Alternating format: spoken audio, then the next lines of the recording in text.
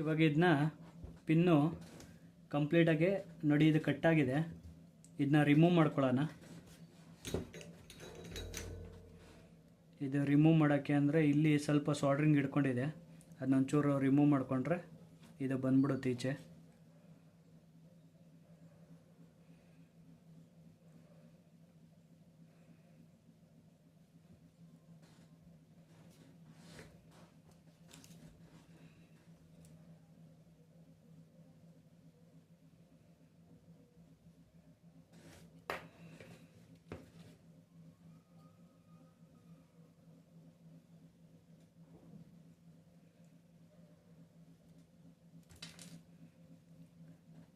ನೋಡಿ, ಇದನ್ನ ಓಪನ್ ಮಾಡಿಕೊಂಡೆ.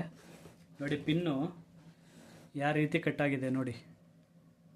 ನೋಡಿ ಪಿನ್ ಫುಲ್ಲು ಕಟ್ಟಾಗಿ ಬೆಂಡು ಆಗಿಬಿಟ್ಟಿದೆ.